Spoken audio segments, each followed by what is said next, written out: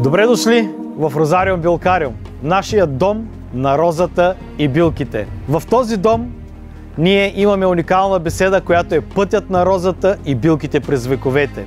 В първата част от беседата ние защитаваме символът на България и доказваме, че тя съществува тук по нашите земи още от 1200 години преди Христа. Във втората част за билките искаме да припомним как нашите предци са се лекували. Легендите, които ни казват коя е билката на Ахил, как на времето са осъзнавали и са разбирали как работи дадена билка, през какви етапи са минавали. Розариум Билкариум е на площ 4 декара и половина, разделение на 4 градини, и това е първата градина, в която се води беседата. Тук е единствената роза в света, която е месингова скулптура от кован месинг и имитира точно роза дамасцена, защото роза дамасцена цъфти само от май до юни и да не ни липсва, ние я увековечихме по този начин.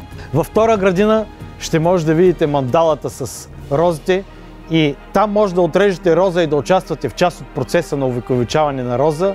В трета градина се очаква скоро да поставим 13 арки от ковано желязо, до които арки ще пуснем пълзящи рози и тези рози ще затворят арките.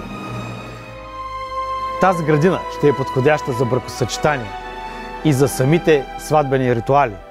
Ще може да сключите обетът отново, който сте обещали.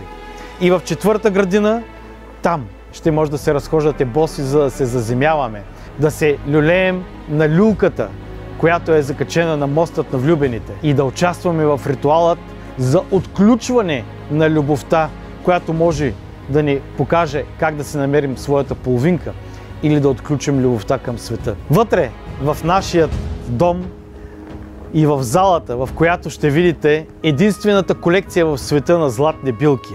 Взета е живата билка и е метализирана по технологията електролиза и позлатена с 24 карата злато. Там също ще може да опитате кафе с роза. Няма друго такова в света.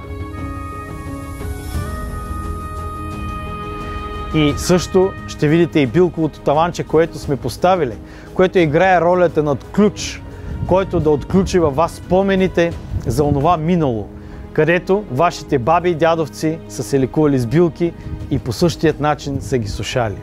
Също така имаме огромна колекция от книги, които са на над 130 години. Тези книги, само заглавията, ако прочетете, ще разберете, че тези хора са били изключително грамотни и имали са уникална здравна култура.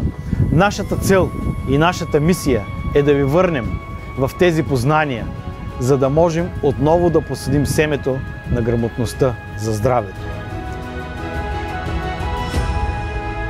Заповядайте в Неофит Рилски, в нашия дом Розариум Билкариум.